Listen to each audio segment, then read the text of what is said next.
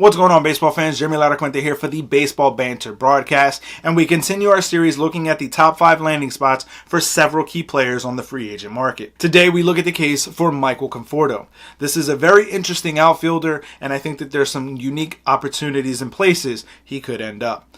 But before we get into it, make sure if you haven't already done so, you smash that subscribe button as we're continuing to try to grow this community. So make sure you let all your baseball friends know that this is the channel to watch in 2022. Let's get on into it.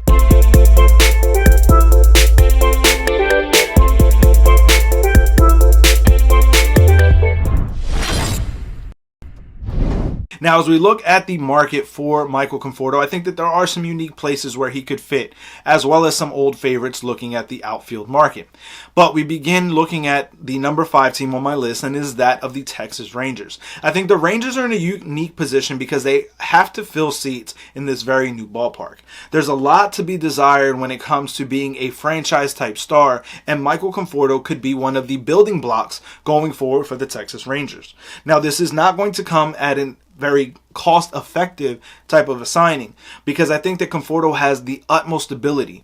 But when you look at what he was able to do with the New York Mets, there was still a lot to be desired. And I think getting into a new environment where he's able to kind of bounce off of a guy like Corey Seager, this could truly help Conforto bring his game to the next level. Now, as we look at the number 4 team on my list, it is that of the San Francisco Giants. I think that Conforto could very easily find himself in the city by the bay. Going to San Francisco would allow him to kind of ease the burden of the big media market that was the New York City market.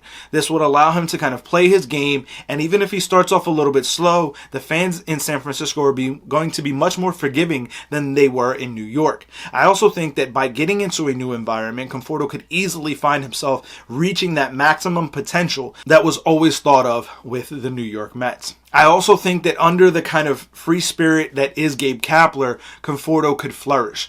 This is an opportunity for a player like Michael Conforto to really bring his game to a new and more powerful level.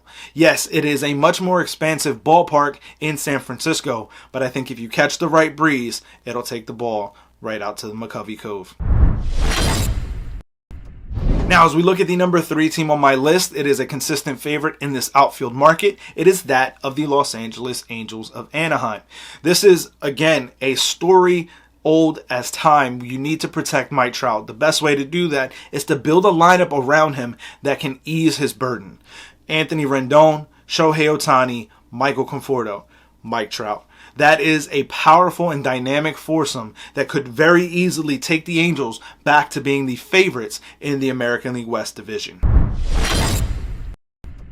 As we look at the number 2 team on my list, it is that of the Philadelphia Phillies. I think that with Conforto coming to a division rival, coming off of the New York Mets, could really fit in well with the team in Philadelphia.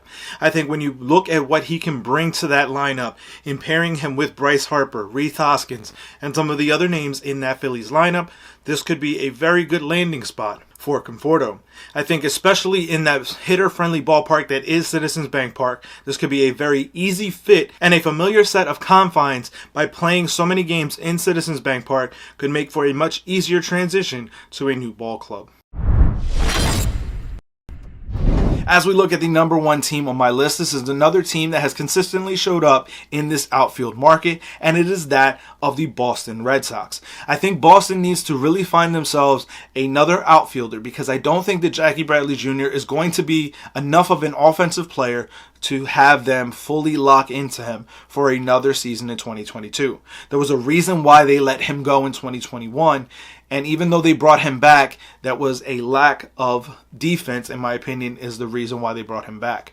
Bringing in a guy who could be a very solid corner defender in Michael Conforto, as well as a much bigger offensive threat, could allow the Red Sox to really reclaim themselves as the top of the American League East division. You pencil him in and you put him right next to a guy like JD Martinez, who can expand his mindset when it comes to his approach at the plate. This will be a huge move, not only for the Boston Red Sox, but also for the career of Michael Conforto.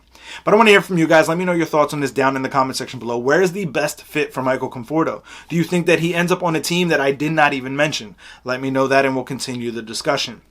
Keep it locked in to the entire Laracuente Ledger GLMG network by following our sister channels WeSibs for all your favorite coverage on your favorite movies and TV shows, as well as the Granite Geek Show that covers all of your tech and video game needs. This has been the Baseball Banter Broadcast, and keep it locked in all season long by hitting that subscribe button, as we will be continuing our coverage on the top 5 landing spots for several key free agents. Thank you for tuning in, and make sure you keep it locked in as I continue to bring you the latest news, notes, and my personal thoughts, theories, and opinions on the game of Major League Baseball. Peace.